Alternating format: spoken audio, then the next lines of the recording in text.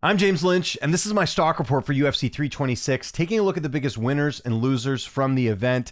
And the thumbnail always gives it away, but this was an easy one for me. And there's going to be people disagreeing with me on this, but it's true. Charles Oliveira's stock went up the most on this card. Now, there's going to be people who did not like this fight. I saw it in my chat tonight. Oh, this fight was boring. It wasn't very good. Listen, it's Max Holloway. He's tough to submit. If he went out there and got like a first round submission, there's no question people would be happy, but it's Max Holloway. It's very tough to do. Max Holloway's been submitted once in his career, and it was his UFC debut against Dustin Poirier over a decade ago, guys. Come on. It's really tough there. But the fact that Oliveira came through as an underdog, dominated this fight. I mean, the stats back this up as well, too. If you look at, just how round to round went, Oliveira, I think, got 5 takedowns in this fight. Significant strikes were well in his favor here. Yeah, 5 of 13 takedowns. His stock goes up. He's right in that mix now. He's the BMF champ, whatever that means. Again, I don't put too much stock into that, but he's got big fights ahead as far as the 155-pound division goes. Like, how intriguing would a rematch with him and Arman be now? I don't think people thought about that before this fight. I know there was some mention of it. There's lots of options for him, and you just look at lightweight. It's one of the premier divisions in the UFC. Like, this type of win puts Oliveira back in the driver's seat. Like, when he got knocked out by Ilia Topuria, I was like, oh, we're not going to see a rematch. Like, probably won't happen anytime soon. But after this win, like, I think there's a case for it. I don't think he'll get the winner of Gaethje and Topuria, but necessarily he could. But I think he's right in that mix here. So if we're talking context, if we're talking the actual performance itself, yeah, it wasn't like a bar brawl, but it was a very strategic fight, in one in which Oliveira had Holloway in a lot of bad positions and almost submitted him. So Oliveira is the biggest stock riser. I will fight people on this one. You cannot. Here's what let's do a lesson right now, and I'm just going to point this out. Whose stock raised more than Charles Oliveira on this card? Even if you thought the fight was boring, who on this card stock rose better? This was not like an all-time card. It wasn't. If you're Paramount executives, and especially if you're watching the CBS portion of this card, this was not an all-time card, right? So if you're going to argue me the Oliveira point, please tell me who you think stock went up more. To me, it's Oliveira, especially with the performance. Again, not super entertaining, but the performance and the fact that he's in a good spot in the lightweight division. Okay, let's get to our second biggest stock riser, Caio Borralho. Very good fight. I actually was surprised to see how close the significant strikes were in that fight. If you go take a quick look there on the card, you'll see that Caio just slightly edging him out, 57 to 55. But the overall strikes, actually, De Ridder ended up landing more, had more strikes. But again, nothing of significance, really. Not much. He also got more takedowns. But again, the optics of this are, Borralho lost his last fight to Imavov.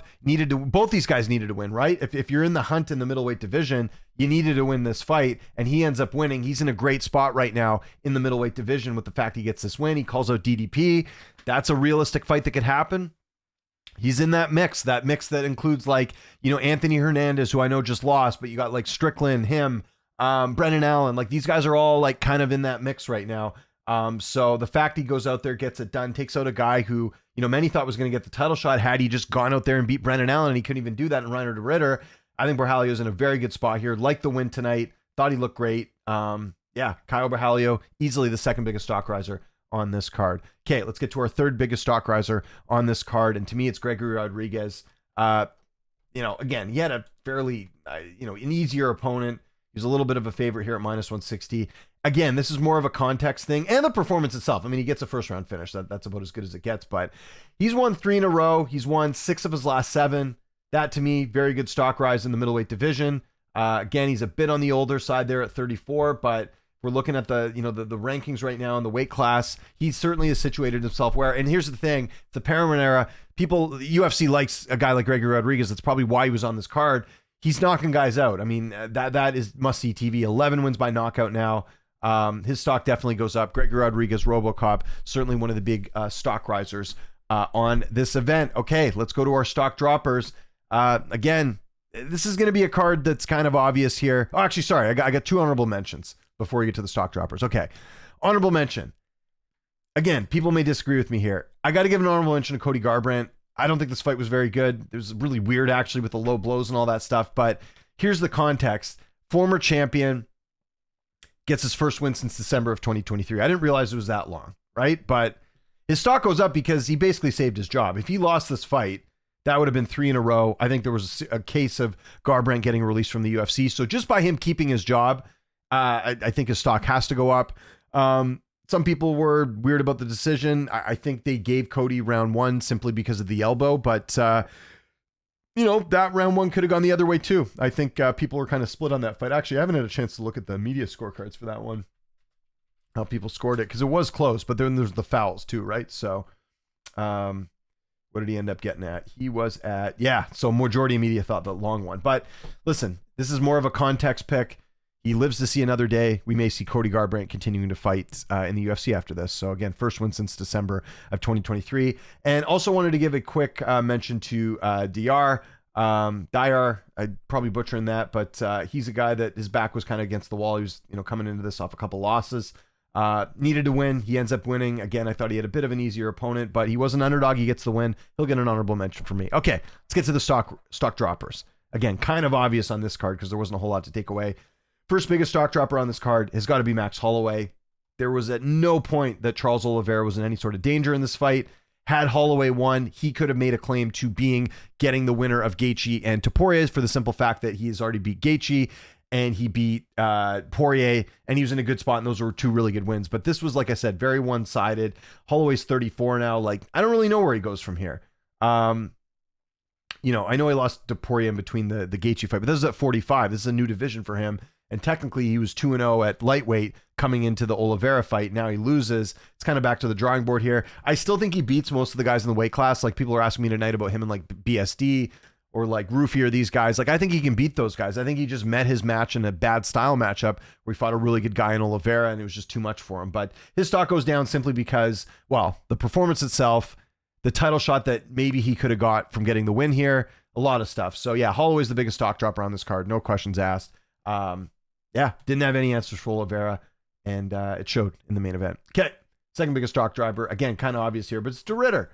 Think about where we were before UFC Vancouver with De Ridder, okay? This was a guy who had a win over He destroyed Bo Nickel last year. We can even go back to the Holland fight. Finishes Holland in the first round. Again, it's Holland. No big deal. Bo Nickel he destroys, and that was he was a big underdog there, and he shouldn't have been. But, Bo Nickel was the big hype, and this was a fight that took a lot of attention. And then he fights Whitaker, and he ends up squeaking by, and you're thinking, okay, he's on his way to getting a title shot. And then Brendan Allen, that fight, he couldn't finish Allen early in the fight, and he gasses out. And then it was like a big wake up call, and now he loses this fight. So I think where we're at with De Ridder and his age and everything, again, he's 35, going to be 36 this year.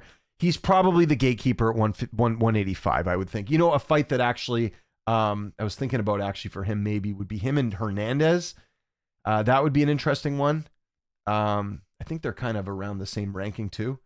That would be interesting. But you never know now with the UFC. Like again, we're in the paramount era. Anything goes. But his stock drops just because like he really needed to win this to be in the contender spot, and he's not. Like he's kind of out of that conversation now. He's kind of back down where like. You're seeing some of these other guys in the weight class, kind of like the Leadze and those guys that are just like, they're ranked, but they're not considered like a threat. Like he's kind of in this, and he's kind of there too. Like Cannonier, the Leadze, Costa, Gregory Rodriguez, they're kind of all in that same spot where it's like, I don't think they're contenders, but anyways, tough loss there for De Ridder. He ends up second biggest stock dropper.